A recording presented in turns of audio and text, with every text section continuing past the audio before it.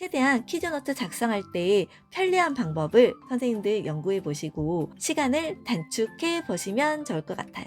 그리고 퀴즈노트 작성할 때 너무 어려워하지 마세요. 내가 아이를 사랑하는 마음이 퀴즈노트에 그대로 전달이 되거든요. 안녕하세요, 제이스입니다. 선생님들 이번 한 주도 정말 고생 많으셨습니다. 정말 바쁘셨죠? 오늘 제이슨과 함께 알림장 작성 방법에 대해서 알아보도록 할게요.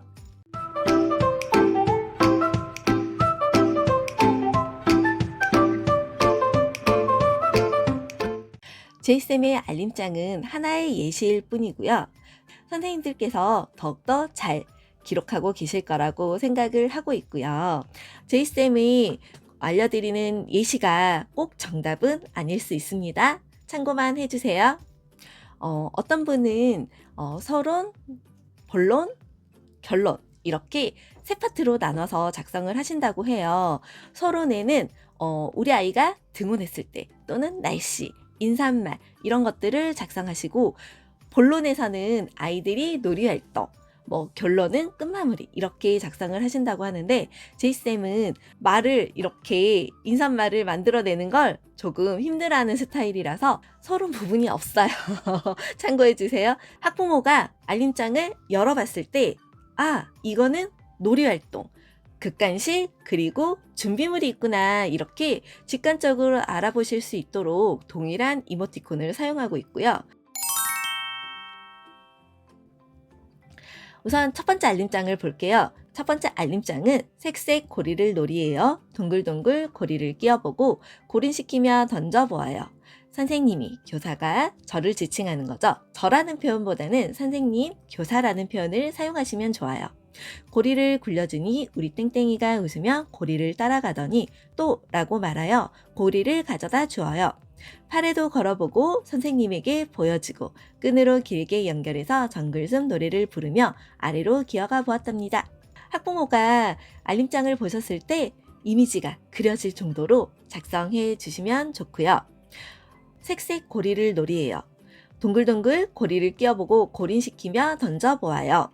여기까지는 활동 내용이에요. 활동명과 활동 내용. 또 아래에 두 번째, 블럭으로 기차 만들어 친구랑 칙칙폭폭. 이렇게 활동명과 활동 놀이에 대해서 기록을 먼저 하시고요. 그 다음, 영화는 학부모님들께서 먹는 양에 대해 궁금해 하세요.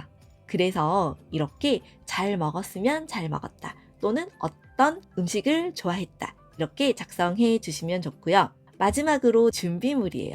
이번 주 금요일에 요리 활동이 있으니 앞치마와 두건 미리 준비해주세요 라고 전날이 아닌 전전날 2, 3일 전에 미리 공지를 해주시면 좋아요. 그리고 알림장을 작성하실 때 우리 반이 7명이에요. 그런데 7명을 모두 다 작성을 하려면 너무 힘들잖아요. 그래서 동일한 내용은 먼저 복사를 하시고요. 붙여넣기 해 놓으시고요.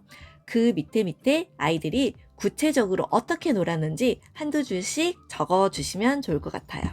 또 이렇게 우리 아이의 이름을 직접적으로 기록을 해 주신다면 이름이 없으면 선생님이 모두 똑같이 적은 것처럼 생각이 들기도 하고요. 저도 학부모라서 그런 생각이 들더라고요. 이름이 없으면 선생님이 이걸 모두 다 복사해서 똑같이 일괄적으로 보낸 느낌이 들더라고요.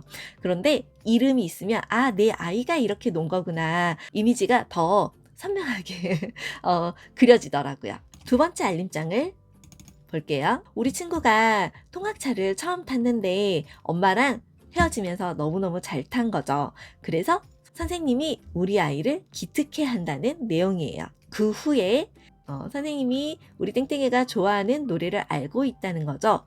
우리 땡땡이가 좋아하는 책과 노래를 선생님이 제공했다는 그런 내용이고요. 아이가 선생님에게 이렇게 친근하게 다가오고 신뢰감이 쌓여서 너무너무 잘 지내고 있다는 내용이에요. 여전히 반찬은 노노, 맨밥 2그릇 뚝딱 먹고 나서 국물을 떠먹었어요. 이 친구는 반찬을 먹지 않아요. 엄마도 충분히 알고 계세요. 학부모와 소통이 되어 있기 때문에 간단하게 기록했고요. 잘 먹는 아이인데 반찬을 오늘따라 먹지 않았어요. 그랬을 때 이렇게 기록하시면 안 되겠죠. 반찬을 잘 먹는 우리 땡땡인데 오늘따라 반찬이 마음에 들지 않았나 봐요. 이렇게 기록하시면 좋겠죠. 그 다음에 신학기 준비물 중 마스크 5개가 빠졌어요. 신학기 준비물 중 여분용 마스크 5개 준비해 주세요. 이렇게 보내시는 건 학부모에게 명령처럼 느껴지잖아요. 그렇기 때문에 마스크 5개만 챙기면 될 것 같아요 라고 기록을 해보았답니다. 또 다른 알림장을 보도록 할게요. 울 땡땡이가 잠이 부족했는지 11시경 일찍 잠이 들었답니다. 잠을 자고 일어나니 컨디션이 다시 좋아졌어요. 점심은 낮잠 후 다 먹었어요. 우리 땡땡이가 새벽에 일찍 깨서 잠이 부족했는지 11시에 스르르 잠이 들었어요. 그리고 나면 학부모님께서 걱정하시는 건 점심이에요. 11시에 잤으면 점심을 못 먹었을 텐데. 학부모님들은 점심시간이 정해져 있기 때문에 점심시간을 지나고 나면 못 먹는 줄 알고 계시는 분도 있더라고요. 우리는 점심을 남겨두었다가 아이가 일어나면 그때 개인적으로 제공하고 있는데도 말이죠. 다 먹었다고 기록하니 학부모님께서도 안심하시겠죠? 알록달록 여러 가지 색의 한지를 찢어보며 놀아요.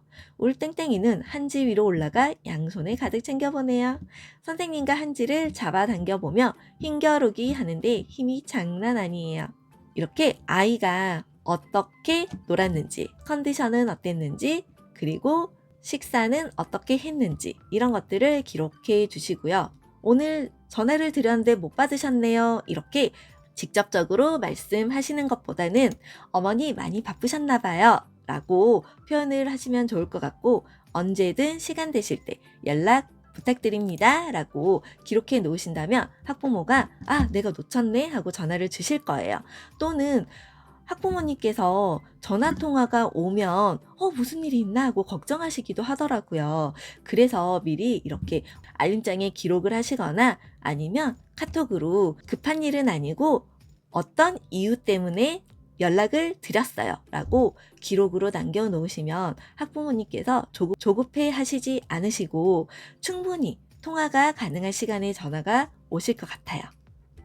제이쌤의 영상이 도움이 되신다면 제이쌤에게 커피 한 잔 사주시면 어떨까요? 매월 4,990원으로 커피 한 잔을 사주실 수 있습니다.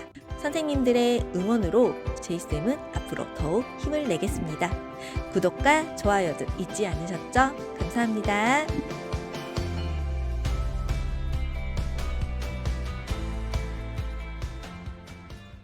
그리고 학부모께서 준비물을 보내주셨을 때도 오늘 보내주신 칫솔, 칫솔컵, 서류 등은 잘 받았습니다. 이렇게 기록해 주시면 좋을 것 같고요. 두 번째, 알림장에 기록하면 안 되는 단어가 있어요.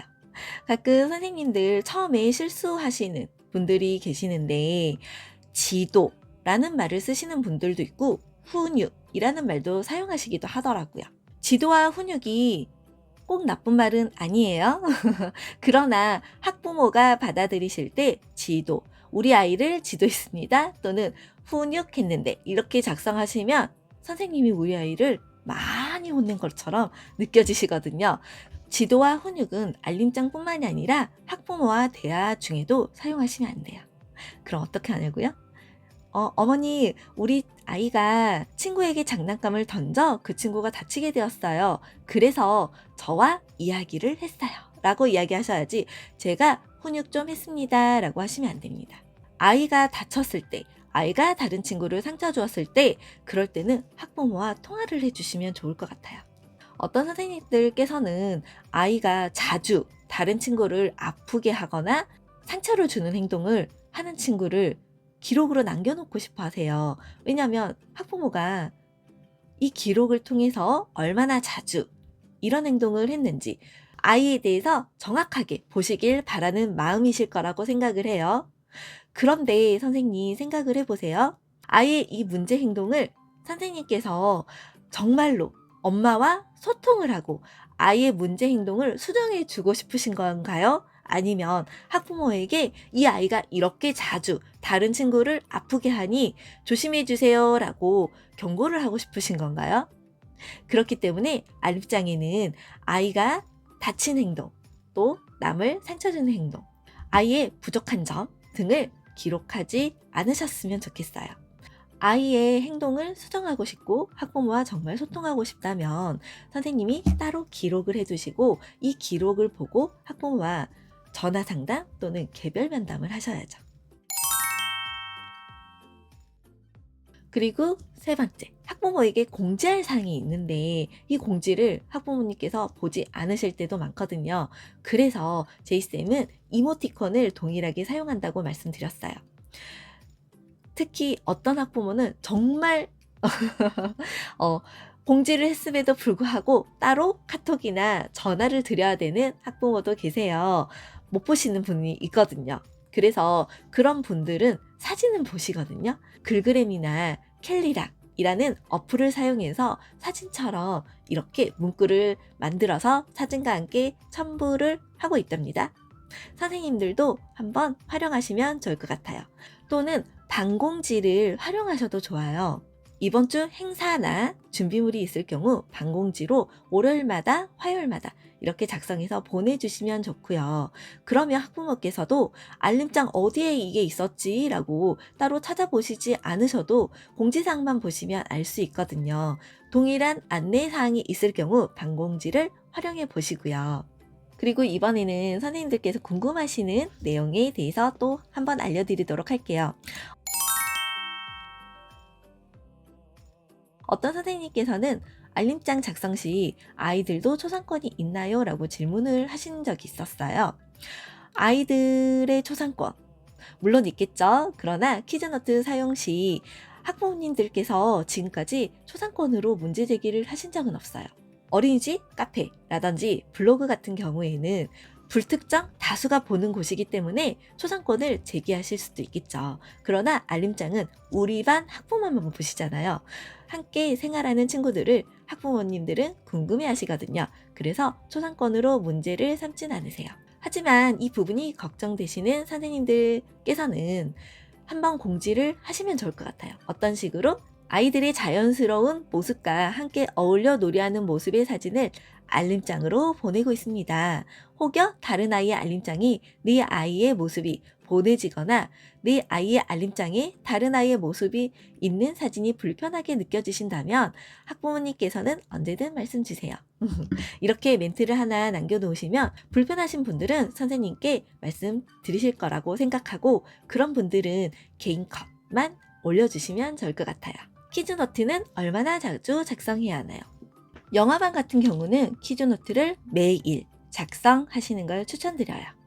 물론 하반기로 갈수록 선생님이 매일 작성하시다가 조금씩 이틀에 한 번꼴로 선생님의 스타일에 따라서 바꾸실 수 있겠지만 초반에는 무조건 매일 작성하셔야 되고요. 원 운영 사항에 따라서 어떤 곳은 일주일에 3번, 2번 이렇게 정해진 곳도 있긴 하더라고요. 하지만 그렇지 않는 곳 또는 원장님이 매일 작성하기를 원하는 곳은 매일 작성을 해 주셔야 되고요. 선생님께서 저장을 해 두었다가 보내지 않을 때도 있죠. 그럴 때도 어떤 학부모님께서는 말없이 이해하고 넘어가시기도 하지만 어떤 분은 선생님 오늘 알림장은 없나요? 또는 선생님이 글만 보내게 됐어요. 그럴 경우에도 선생님 사진은 없나요? 이렇게 바로 오시더라고요. 그래서 처음에는 선생님들 학부모께서 정말 궁금하신 내용들이 많기 때문에 매일 작성해 주시고요. 유아반 같은 경우에는 일주일에 2-3번 정도, 그리고 5살 같은 경우에는 4살까지 매일매일 알림장을 받으시다가 5살 때 선생님이 갑자기 일주일에 2번 이렇게 보내시면 당황스러워 하시거든요. 그래서 학부모님께 미리 공지를 하시면 좋을 것 같아요. 영아가 아닌 유아반이기 때문에 일주일에 2번 날짜를 정해서 화요일, 금요일만 알림장을 작성해서 보내드리도록 하겠습니다. 선생님들 원에서는 특별활동을 몇 시 하시나요? 12시쯤 하는 경우에는 아이들 낮잠 자는 시간에 특별활동 사진까지 함께 첨부해 주면 좋으나 오후에 특별활동을 하는 경우가 있죠. 낮잠을 자고 일어난 후 오후에 하는 경우에는 오후 사진까지 키즈노트에 다 넣으려고 하면 선생님들 너무 힘드세요. 특별활동 같은 경우에는 다음 날에 같이 첨부해 주시면 좋을 것 같아요. 언지를 미리 주세요. 키즈노트 작성은 아이들 낮잠 자는 시간에 작성되어집니다. 특별활동이 낮잠 후 오후 시간에 이루어지는 관계로 특별활동에 관련된 사진은 다음날 키즈노트 알림장에 첨부해 드리겠습니다. 이렇게 미리 언지를 해주신다면 학부모님들께서도 문제 제기를 안 하시거든요. 그래서 선생님들께서 가장 편하게 사용하실 수 있는 방법으로 사용하시면 좋고요. 나는 오늘 꼭 사진이 이렇게 누적되는 게 너무 싫어서 나는 오늘 꼭 작성을 해야 된다. 그러면 오늘 작성하셔도 돼요. 그러나 2번 작성을 하시는 것처럼 사진을 또 찾고 이러는 과정에서 시간을 또 다 사용하게 되더라고요. 알림장을 보냈는데 학부모께서 이미 읽으셨어요. 또는 수정하기가 조금 애매해요. 그런데 아이의 어떤 기록을 놓친 거예요. 또는 추가적으로 기록하고 싶은 내용이 있어요. 그럴 경우에는 아래 댓글을 활용하시면 좋아요. 댓글에다가 꼭 학부모가 작성하셔야 되는 건 아니고 선생님께서 댓글에다가 작성을 하시면 강조의 효과도 나타나거든요. 그래서 선생님께서 내일 요리 활동이 있었는데 깜빡하고 준비물을 그 알림장에 작성하지 않은 거예요. 또는 생일 파티가 있었어요. 그런데 땡땡땡 친구가 생일이에요. 선물 준비해주세요. 작성을 해야 되는데 깜빡하고 보내지 않았어요. 그런데 학부모가 이미 알림장을 읽으신 거예요. 그럴 경우에는 댓글에다가 작성하시면 학부모님께서 보시기 편하시고 강조의 효과가 있다는 거 알고 계시면 좋을 것 같아요. 또 학부모가 알림장을 읽고 난 후 댓글을 작성하시잖아요. 선생님 오늘 하루도 고생하셨습니다. 이러면 여기에 추가적으로 댓글을 굳이 달지 않아도 되지만 학부모의 질문이 있는 거예요. 오늘 우리 아이가 밥은 잘 먹었나요? 오늘 우리 아이 컨디션은 괜찮았나요? 라고 하시면 선생님들 또 대댓글을 달아주셔야 되잖아요. 그런데 선생님께서 늦은 시간에 보내셨다면 학부모도 늦은 시간에 댓글을 달 수밖에 없어요. 또는 그러면 선생님은 또 가정에서 일을 또 하셔야 되는 거잖아요. 또는 어떤 경우에는 통화도 하셔야 되는데 그래서 키즈노트 알림장은 3시 반에서 4시 사이에 꼭 보내셨으면 좋겠어요. 그래야 우리가 퇴근하기 전에 학부모의 댓글을 보고 또 연락을 취할 경우에는 연락도 드리고 대댓글도 달아드리고 마무리를 끝내고 가정으로 퇴근할 수가 있잖아요. 그렇기 때문에 알림장을 꼭 일찍 보내시기를 바라고요. 어떤 학부모께서는 댓글을 너무 늦은 시간에 달기도 하세요. 그러나 꼭 지금 댓글을 달지 않아도 되는 경우에는 다음날 아침에 출근할 때 또는 출근해서 댓글을 달아주셔도 괜찮을 것 같아요. 키즈노트는 PC 버전도 있어요. 그렇기 때문에 선생님들이 노트북이나 컴퓨터를 활용해서 작성하신다면 우리가 이렇게 작성하는 것보다 10손가락으로 작성하는 게 더 빠르잖아요. 그리고 복사하기도 좀 더 편리하거든요. 그래서 노트북이나 컴퓨터를 활용하시면 좋고요. 자판이 있는 태블릿을 사용하시는 선생님들께서도 그렇게 활용하시면 키즈노트 작성 시간이 조금 더 단축될 것 같아요. 최대한 키즈노트 작성할 때 편리한 방법을 선생님들 연구해 보시고 시간을 단축해 보시면 좋을 것 같아요. 그리고 키즈노트 작성할 때 너무 어려워하지 마세요. 내가 아이를 사랑하는 마음이 키즈노트에 그대로 전달이 되거든요. 지금까지 키즈노트 작성 방법과 활용하면 좋을 팁들에 대해서 알려드렸어요. 지금까지 제이쌤이었습니다. 선생님들 감사합니다.